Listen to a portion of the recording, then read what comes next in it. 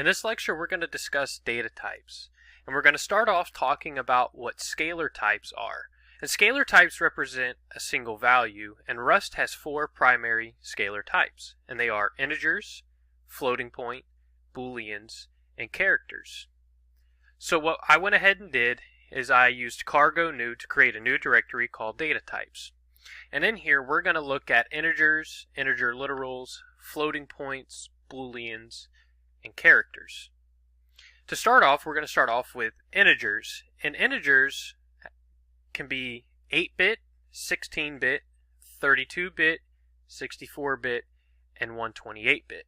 So if we wanted to create an 8-bit integer, we can say let x of type I8, which is going to stand for integer that is 8-bit, equal, and then for this we'll just do 10. So now if we just went ahead and printed this out, we would get 10. So now we'll go down here, cargo build, and cargo run. And as you can see, 10 was printed out at the bottom. So now integers can also be signed or unsigned. And what that means is that if it's signed, it can be positive or negative.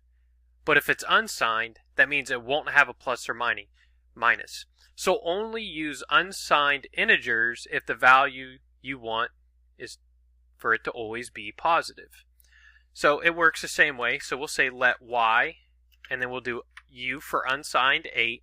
And right here you can see where we have all of our unsigned bits as well. So we have 8, 16, 32, 64, and 128.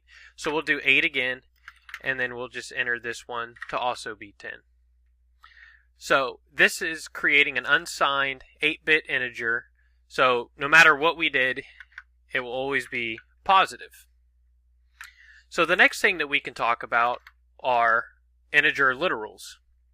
So what we'll do here is we'll create a variable called decimal, and we're going to assign it to 02_55.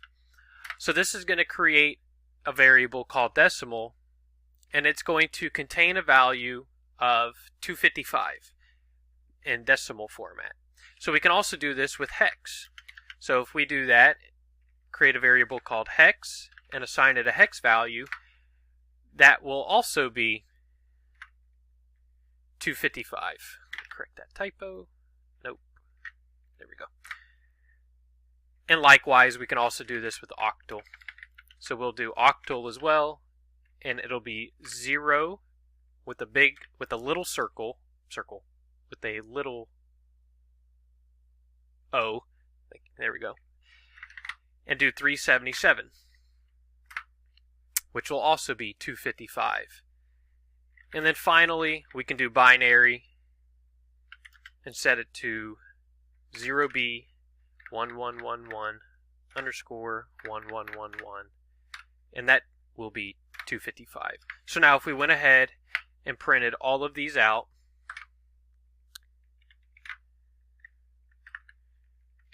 and then for sake of time, going to copy and paste, and we will go decimal, hex, octal, and binary, cargo build, cargo run, and as you can see, we have 255 for all of those above. Another one that I can point out is a byte. So we can say let byte equal lowercase b, apostrophe, big A, close it off. And this is going to print out the ASCII value of what a capital A is. And I believe it is going to be 64 or 65, and it is 65, as you can see right there. So now what we're seeing right here, and this is just a little tidbit, we created a y value a y variable and we never used it. So if you want to silence these unused variable warnings, you can put an underscore in it. So now if we cargo build and cargo run, it's a completely clean, all the warnings are silenced. But we could also comment it out with 2 forward slashes and it'll turn the text green. That's pretty universal in programming languages on how to comment in your code.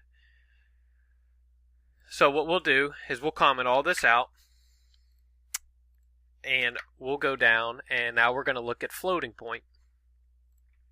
So floats are going to work a lot like integers in the way you instantiate them. So what we'll do is we can do it this way. So we'll do x again equals 2.0, and what this is going to do is it's going to create an F64, which stands for float 64 bits. And this is default because on modern CPUs it's roughly the same speed as a floating point 32. So if we wanted a floating point 32, we could do it this way, and it's the same thing. But floating point 64 obviously is going to give you better precision. So that's why it's default. Next, we will look at booleans. So boolean is just going to be true or false. So the way we can do that is let t for true equal true, and then let f boolean equal false. Either way works, they both are the same thing. So the reason that this works is because Rust compiler and runtime is smart enough to infer the type. So it's going to know, okay, hey, the variable t is set to true, so I know that this variable is always going to be a boolean. So you can implicitly tell it with that, or you can let it figure it out on its own. Either one works, kind of a preference. And lastly, the next one we're going to look at is a character type. So we'll do let c for character equal c. And it's the same thing. So if we wanted to print that out, and we'll put that in there.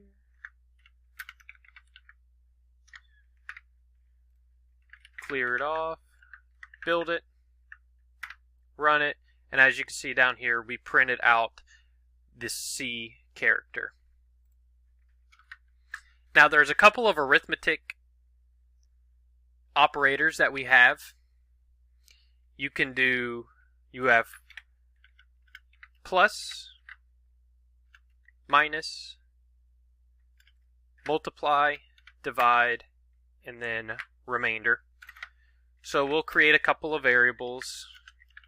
10, let b equal 5.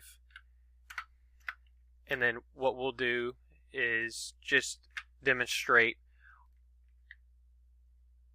what the remainder is. 10 plus 5, we all know how that one's going to work. So just for sake of time, we'll do a remainder. So we're going to change b to 4, and we'll say let remainder equal to a remainder b. And then we'll print out what the remainder is.